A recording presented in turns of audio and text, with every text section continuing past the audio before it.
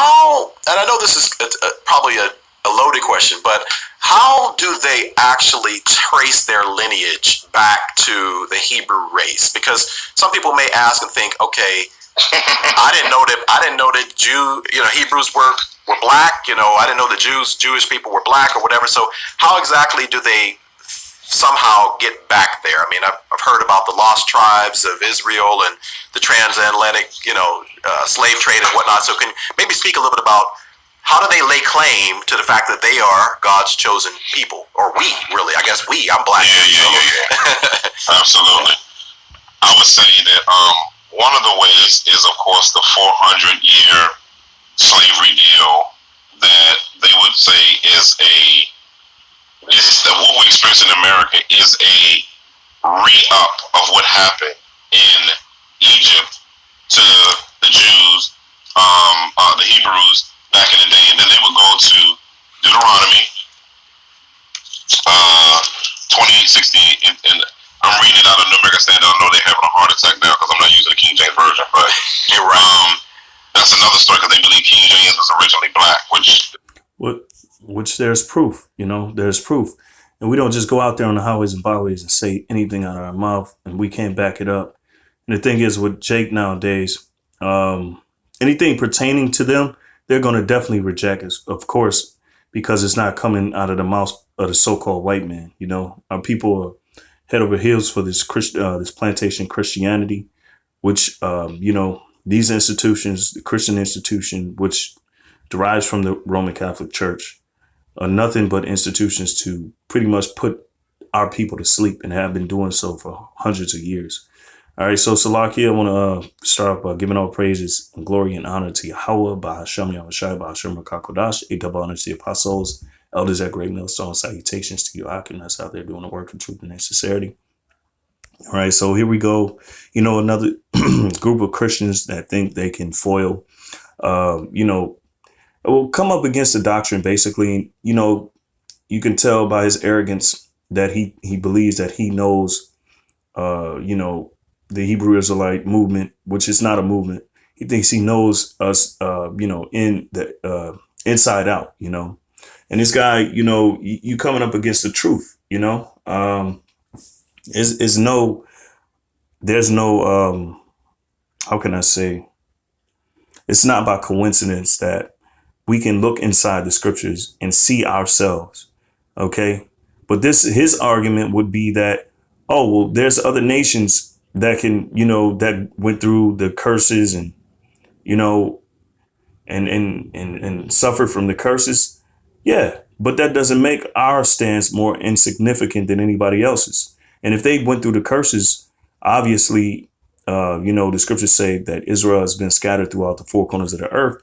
So if they under curses like these, that's a spiritual marker that proves that they're the children of the Most High, man. All right. And it's not a black thing. It's not a black thing. We keep hearing that from all these people. It's not a black thing. All right. And the thing that they cannot, the thing that is bothering them the most is that they cannot, pretty much overthrow this. All right. This is not of man. OK, this is not of man. All right. This is part of the strangeness of our salvation. Foolishness of preaching. We're going to be saved, man. The Lord can save us any way he wanted to, but we're earning our stripes through going out there, on the highways and byways, proving and pulling on the strongholds of this society. All right. Which a lot of these Christians, they okay with the lies. They don't care about the truth being revealed. When it's revealed, to them, it's like, oh, don't say too much about it. They don't want anything to be said about it. They're fine with the so-called white man ruling the earth, destroying the peoples of the minds of the people. Also, of course, they throw Great Millstone under the bus. We're the worst. We're an extremist group. When in fact we don't have to touch anybody, but people are more afraid about what we say than what we do. So, and that's why it's important, to preach the gospel the way it's supposed to be preached. And bold, with all sincerity and in all truth. All right. Because it's obvious these Christians don't have the truth. But, to sum everything up, This guy's, basically is shooting down our claim to who we are. But what he doesn't know, this ain't of men. All right. The Lord is waking us up, the spirit. All right. So, and, the question remains, how do we know we're Israelite? How can we, trace our lineage? All right. If you want to be, upfront and how can I say honest about it? We don't have any genetic markers. Okay. This is solely off of faith. Okay. And the scriptures tell you that. All right. This is solely based off of faith. All right. And the prophecies that happen are taking place on these people whom we're calling ourselves the Hebrew Israelites. It happened to us in the world. Okay. And these are spiritual markers. All right. And they read Deuteronomy 28 and they don't really solely go through it and they don't match it up and correlate it with the things that's been happening to our people over hundreds of years. All right. And it's an astonishment. Okay. Things that we go through are, it's quite, astonishing, so Salakia. All right. So I'm going to go ahead and get into these scriptures because, you can listen to this guy. Basically, he's trying to say that we can only trace our lineage through, reading Deuteronomy 28, and the 400-year marker, represents or correlates with what happened in Egypt. Well, America's Egypt all over again. All right. America's Egypt all over again. And when you go into the word Egypt, the house of bondage. That's what it is. OK, so this is Romans 8:16. It says the spirit bear witness with our spirit that we are the children of God. All right. So what is it? What is the spirit? OK, what is the spirit? John 17:17. All right. Salakia. John 6:63. OK, what is the spirit? All right. It is a spirit that quickeneth, the flesh profiteth nothing. The words that I speak unto you, they are spirit and they are life. So what word was the Lord speaking? He was speaking from the Lord's word. All right. Which is the scrolls, the scripts, however you want to say it, the Bible. And they'll argue about translations and being retranslated. Hey, the scriptures say if it was so, they would probably try to deceive the very elect. But you're not going to deceive the very elect. OK, so that it doesn't matter how many times they retranslate the Bible. All right. It does not matter. When you go into the Hebrew, you start to understand and look up words in the Hebrew using a concordance. You don't have to be a theologian. The Lord is making the foolish things of the world, which is us, confound the things that are wise in this world. He's turning this world upside down, and he's using the meek, he's using the very lowly of the world to pretty much bring down the strongholds. And these people, these jakes, they'll scoff and they'll scrutinize. But what we do is all based on the scriptures. All right. All right. So let me see.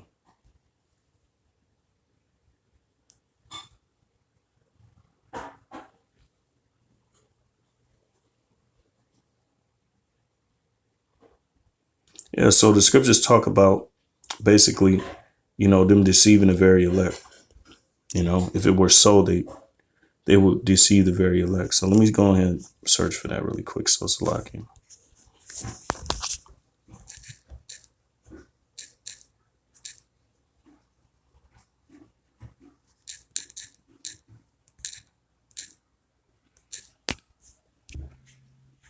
All right, Matthew 24:24, it says, "For there shall arise false Christ or false anointed ones and false prophets, and shall shew great signs and wonders, insomuch that if it were possible, they shall deceive the very elect."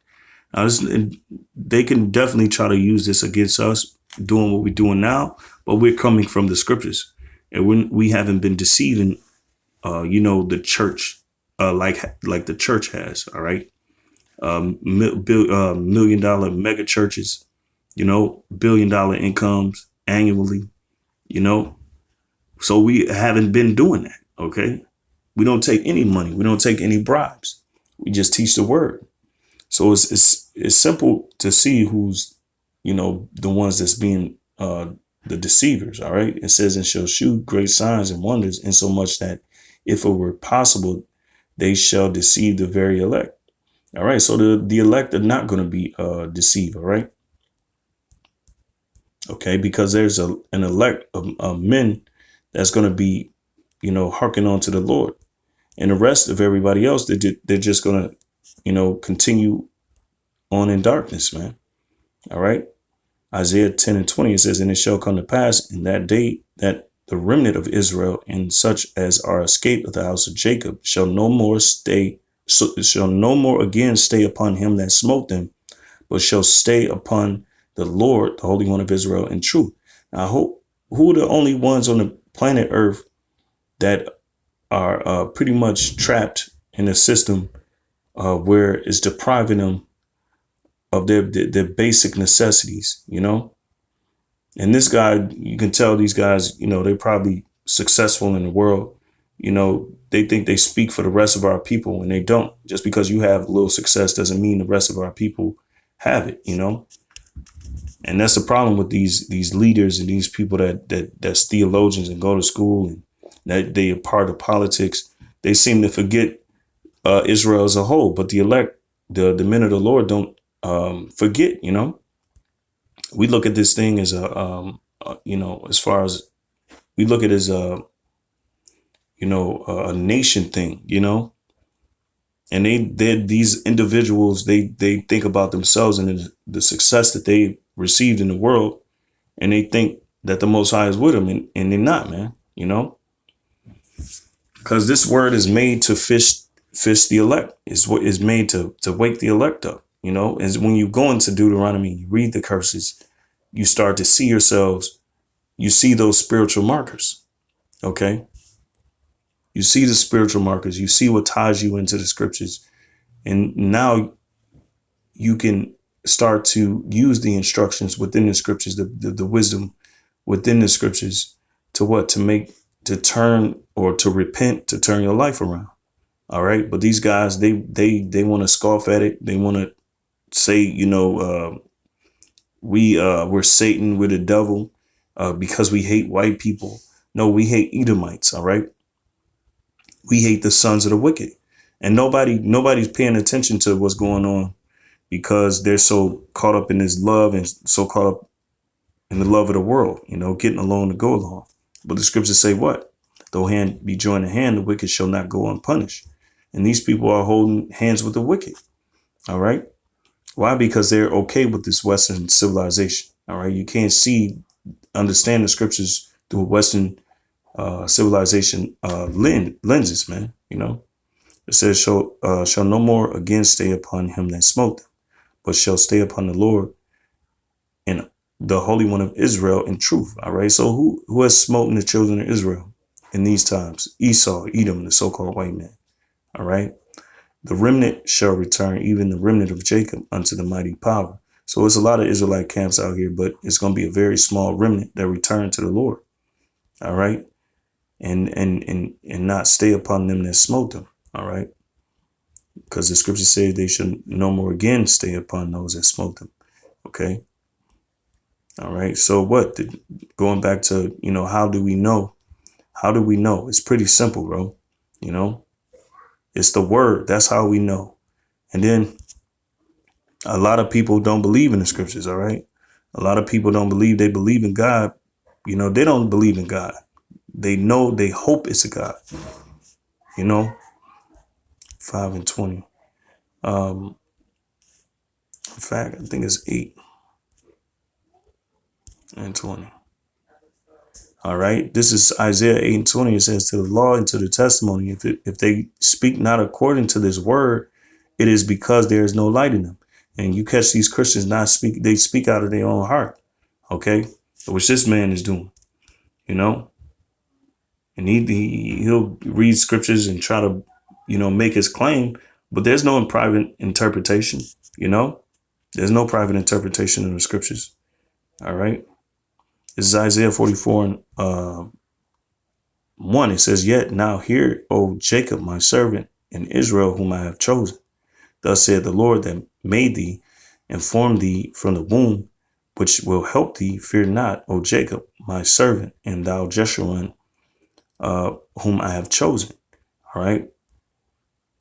"For I will pour water upon him that is thirsty, and floods upon the dry ground." All right. And who is thirsty? These other nations not thirsty, man. These other nations don't suffer like we suffer. But they're in that new globalist citizen spirit where they don't see nations. They see us as one human race, which is that's the biggest lie. And when you look at the Old Testament and in the God of the Old Testament, if you want to put it that way, which he still exists, all right? And the New Testament is no different from the Old Testament. But when you look at the God of the Old Testament, you know, he is is about separatism. You know, he's about segregation. All right. And that's one thing a scholar can, easily pull out of the scriptures when you extrapolate and when you had an understanding, when you read, he divided the nations and made the nations diverse, but he chosen one people. All right. But these guys, they're selective in their belief set. They believe what they want to believe according to how they feel. And that's what they follow. But we follow the truth because it's the truth over all our feelings and strongholds that we were taught growing up. All right. It says in 8, and they may not like this, but the scriptures say with stammering lips. So the prophets are going to be, they're going to have stammering lips, meaning to stumble. The prophets ain't going to have, great orative skills. But as time goes along, we're going to receive, we're going to receive that mouthpiece that no man can, resist or gainsay. These men are they can't gainsay against the truth, man. It says, "For I will pour water upon him that is thirsty and floods upon the dry ground, and will pour my spirit upon thy seed and my blessing upon thine offspring. And they shall spring up as among the grass, as willows by the water courses." All right. "One shall say, I am the Lord's, and another shall call himself by the name of Jacob." All right. So what is that? When it says, and they shall spring up as among the grass, as willows by the water courses. That's the truth. That's pretty much the truth going out throughout the world, man. All right. And we're going to spring up by the word of the Heavenly Father. Okay. It says, "One shall say, I am the Lord's, and another shall call himself by the name of Jacob, and another shall subscribe with his hand unto the Lord, and surname himself by the name of Israel." All right. "Thus said the Lord, the King of Israel, and his Redeemer, the Lord, Yahweh of hosts of armies. I am the first and I am the last, and beside me there is no God." All right. And you don't have these people calling on Yahweh. You got people calling on Jesus. They don't call on Yahweh, the Most High, and then call on his son in the name of Yahweh Shai. They say Yahweh Shai is a made up name. All right. So, it's supposed to be a quick lesson, man. To basically prove how we know we're Israelites, the spiritual markers. All right. In Deuteronomy, those are spiritual markers, man. And it doesn't make it less insignificant because other nations have gone through it. What we've gone through. That just makes them Israelites. That's as simple as it gets. All right. So I'm going to say shalom.